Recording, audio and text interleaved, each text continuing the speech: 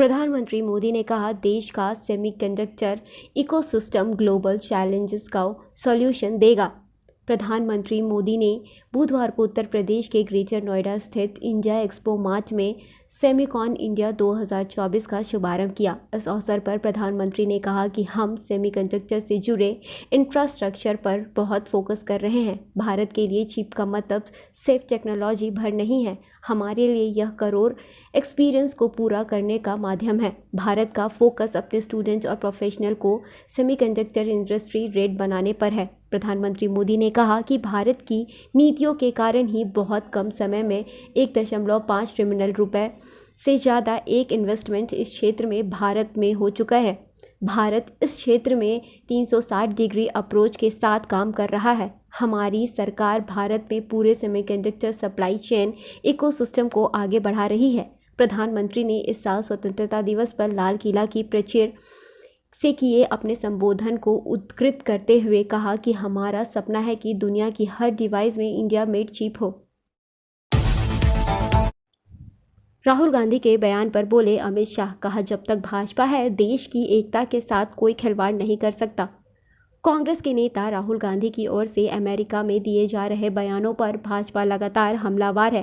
केंद्रीय गृह मंत्री अमित शाह ने राहुल पर तीखा हमला बोलते हुए कहा कि जब तक भाजपा है तब तक देश की एकता के साथ कोई खिलवाड़ नहीं कर सकता। अमित शाह ने बुधवार को सोशल मीडिया प्लेटफॉर्म एक्स पर लिखा कि देश विरोधी बातें करना और देश को तोड़ने वाली ताकतों के साथ खड़े होना राहुल गांधी और कांग्रेस पार्टी की आदत सी बन गई है।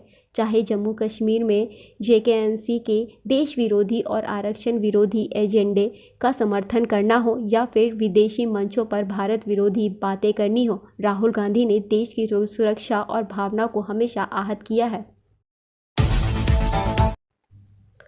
अभिनेत्री मलाइका अरोड़ा के पिता ने बिल्डिंग से कूदकर की आत्महत्या।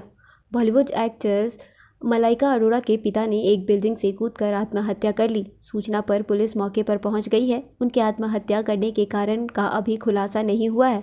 बांद्रा इलाके में स्थित अल्मेजा पार्क बिल्डिंग से अभिनेत्री मलाइका अरोड़ा के पिता अनिल अरोड़ा ने बुधवार को सुबह 9 बजे 7वीं मंजिल की छत से कूदकर आत्महत्या कर ली। पुलिस ने मौके पर पहुंचकर जांच पड़ताल की। अभी तक इस बात की कोई जानकारी नहीं मिल पाई है कि अनिल अरोड़ा ने आत्महत्या जैसा कदम क्यों उठाया। अनिल अरोड़ा के निधन की खबर मिलने पर मलाइका अरोड़ा के पूर्व पति अरबाज खान उनके घर पहुंचे। अरबाज के वहां पहुंचने तक का वीडियो भी शेयर किया गया। अभिनेत्री मलाइका अरोड़ा पुणे में थी। पिता के निधन की खबर सुनकर वह मुंबई के लिए रवाना हो गई हैं। बरगई जमीन मामले में रांची, गिरिडीह, चाईबासा और हजारीबाग में ACB की छापेमारी। झारखंड के चर्चित बरगई जमीन मामले को लेकर भ्रष्टाचार निरोधक ब्यूरो ACB ने बुधवार को रांची, हजारीबाग, चाईबासा और गिरिडीह में छापेमारी की है। तलाशी की कार्रवाई अभी जारी है। ACB DG अनुराग गुप्ता से मिली जानकारी के अनुसार रांची सदर थाना 1 जून 2023 के अनुसंधान अपराध अनुसंधान विभाग के जरिए किया जा रहा है। सरकार के जरिए ACB को मामले में अनुसंधान करने के लिए आदेश प्राप्त हुआ। इसके बाद विविधता न्यायालय को सूचित करते हुए ACB ने मामले में अंतर्गत अनुसंधान प्रदान किया है। राहुल अब बचकानी नहीं, शैतानी हरकतें कर रहे हैं। भारतीय जनता पार्टी ने अमेरिका में राहुल गांधी के बयानों पर उनसे मिलने वालों पर सवाल उठाते हुए कहा कि इससे साफ होता जा रहा है कि कांग्रेस का हाथ भारत विरोधियों के साथ है।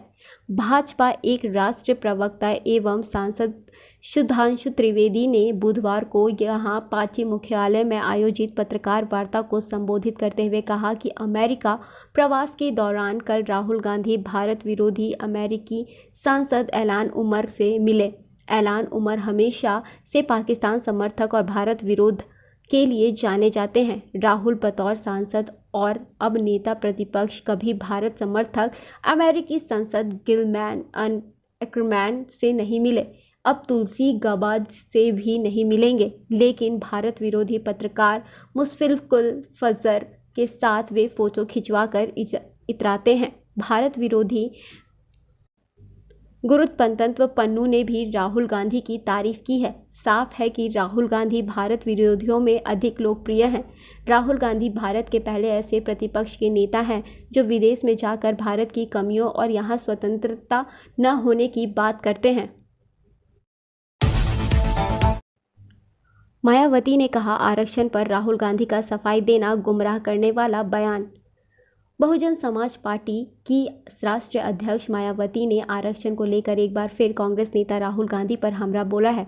उन्होंने कहा कि राहुल गुमराह करने वाली गलत बयानबाजी कर रहे हैं। बसपा प्रमुख मायावती ने बुधवार को सोशल मीडिया एक्स पर पोस्ट करते हुए कहा कि कांग्रेस नेता राहुल गांधी अब यह सफाई दे रहे हैं कि वे आरक्षण के विरुद्ध नहीं हैं, स्पष्टतः गुमराह करने वाली गलत बयानी है। केंद्र में भाजपा से पहले इनकी 10 साल रही सरकार में उनकी सक्रियता में इन्होंने सपा के साथ मिलकर SC/ST का पदोन्नति में आरक्षण बिल पास नहीं होने दिया। इसका यह प्रमाण है। दिल्ली NCR में लगे भूकंप के झटके, इसकी तीव्रता 5.8 रही। दिल्ली NCR में बुधवार को करीब 1 बजे भूकंप के झटके महसूस किए गए। भूकंप का केंद्र पाकिस्तान बताया जा रहा है। पाकिस्तान के साथ हरियाणा और पंजाब सहित भारत के कई राज्यों में भी भूकंप के झटके महसूस किए गए। पाकिस्तान के खैबर पुख्तनख्वा और पंजाब प्रांत में लोग घरों से बाहर निकल आए। राष्ट्रीय भूकंप विज्ञान केंद्र के अनुसार आज दोपहर 12:58 पर रिएक्टर पैमाने पर 5.8 तीव्रता वाला भूकंप आया। इस भूकंप का केंद्र पाकिस्तान में ज़मीन के 33 किलोमीटर नीचे था। पाकिस्तानी समाचार पत्रों के अनुसार भूकंप का केंद्र डेरा गाजी खान था। इससे अब तक किसी भी प्रकार के नुकसान की कोई खबर नहीं आई है। स्थानीय समाचार पत्रों के अनुसार अधिकारियों का कहना है कि भूकंप के बाद किसी तरह का नुकसान से निपटने के लिए पाकिस्तान सरकार पूरी तरह से तैयार है। नेपाल में डिप्टी स्पीकर के खिलाफ महाभियोग लाने का रास्ता साफ। सत्तारूढ़ गठबंधन को प्रतिनिधि सभा के डिप्टी स्पीकर इंदिरा राणा मगर के खिलाफ महाभियोग लाने का रास्ता साफ हो गया है। गठबंधन ने इसके लिए 2/3 सांसदों के हस्ताक्षर जुटा लिए हैं। विपक्ष भी एकजुट होकर इसका सामना करने की तैयारी कर रहा है। एक दिन पहले मंगलवार को सत्तारूढ़ गठबंधन की बैठक में डिप्टी स्पीकर को हटाने के लिए आवश्यक कदम उठाने के निर्णय के साथ संसद में नेपाली कांग्रेस और MLA पार्टी के सांसदों ने डिप्टी स्पीकर से इस्तीफा की मांग की। इस पर न सिर्फ इंदिरा राणा मगर की राष्ट्रीय स्वतंत्र पार्टी ने विरोध किया, बल्कि उनके बचाव में माओवादी और राष्ट्रीय प्रजातंत्र पार्टी ने भी सत्तारूढ़ दल पर सवाल खड़े किए। सत्तारूढ़ दल के इस्तीफा न देने पर महाभियोग की चेतावनी दी थी। MLA पार्टी के प्रमुख सचदेव महेश बर्तौल ने कहा कि महाभियोग के लिए ज़रूरी समर्थन हासिल कर लिया गया है। जो सांसद काठमांडू में नहीं हैं, उन्हें तत्काल पहुंचने को कहा गया है। जूनियर डॉक्टरों ने भेजा CM को मेल, कहा बैठक का सीधा प्रसारण होना चाहिए। कोलकाता में मंगलवार को स्वास्थ्य अभियान के आह्वान के साथ जूनियर डॉक्टरों ने सॉल्टलेक के करुणामयी की स्वास्थ्य भवन की ओर से रैली निकाली। इस धरने को अब 24 घंटे पूरे हो चुके हैं, लेकिन डॉक्टर अपनी मांगों पर अड़िग है। वे स्वास्थ्य भवन के सामने सड़क पर धरने पर बैठे हुए हैं।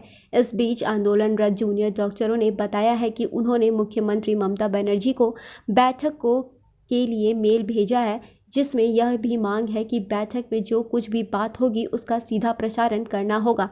जूनियर डॉक्टरों ने बुधवार को 3:50 पर मुख्यमंत्री ममता बनर्जी को ईमेल भेजा, जिसमें उन्होंने अपनी मांग का जिक्र किया। हालांकि अब तक उन्हें इस मेल का कोई जवाब नहीं मिला है। अमेरिका की प्रेसिडेंशियल डिबेट में कभी कमाल तो कभी ट्रंप बढ़े भारी। अमेरिका में राष्ट्रपति चुनाव से पहले कमला हैरिस और डोनाल्ड ट्रंप ने बहुप्रशिक्षित प्रेसिडेंशियल डिबेट में मंगलवार रात एक दूसरे पर आरोपों के तीखे वार चलाए। कभी कमला भारी पड़ती दिखीं तो कभी ट्रंप। मंच पर आते ही उपराष्ट्रपति कमला हैरिस ने पूर्व राष्ट्रपति डोनाल्ड ट्रंप से हाथ मिलाया और फिर अगले 90 मिनट तक उनकी आपराधिक दोषसिद्धि और कोविड से निपटने के तरीके को लेकर उनकी आलोचना की। दिलचस्प यह है कि अमेरिका के इतिहास में पिछले 8 साल से राष्ट्रपति पद के उम्मीदवारों की तरफ से हाथ नहीं मिलाया गया। सुश्री हैरिस ने कहा, यह पन्ना पलटने का समय है।